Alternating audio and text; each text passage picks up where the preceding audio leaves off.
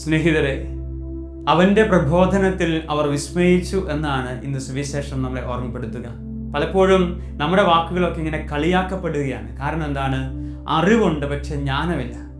അറിവ് ബുദ്ധിയുടെ തലത്തിൽ കിട്ടുന്നതാണ്, അതിന് മക്കൾക്കൊക്കെ സമൃദ്ധമായിട്ടുണ്ട്. പക്ഷേ ആത്മാവിൻ്റെ ജ്ഞാനമില്ലാത്തതുകൊണ്ട് എന്ത്, എവിടെ, എങ്ങനെ സംസാരിക്കണമെന്ന് നമുക്ക് അറിവില്ലാതെ പോവുകയാണ്. അതുകൊണ്ട് തന്നെയാണ് നമ്മൾ പലപ്പോഴും പൊതുവേദികളിലൊക്കെ നാണം കെട്ടു പോവുകയാണ്.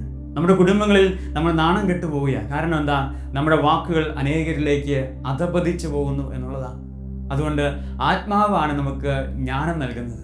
ഭൗതികതയിലൂടെ അറിവ് ലഭിച്ചാൽ ആ അറിവിനെ എങ്ങനെ ഉപയോഗിക്കണമെന്ന് ആത്മാവ് നൽകുന്ന ജ്ഞാനം ഇന്ന് പൊതുസമൂഹത്തിനും നമുക്കൊക്കെ കുറഞ്ഞുകൊണ്ടിരിക്കുമ്പോൾ നമുക്ക് പ്രാർത്ഥിക്കാം, ദൈവമേ, യേശുവിനെ പോലെ പ്രബോധനങ്ങളിൽ ജീവിക്കുവാൻ, ജ്ഞാനത്തിൽ ജീവിക്കുവാൻ, അറിവും ജ്ഞാനവും കൂടുന്ന ആത്മാവിൽ ജീവിക്കുവാൻ എനിക്ക് കൃപയേകണമേ എന്ന് ദൈവം അനുഗ്രഹിക്കട്ടെ.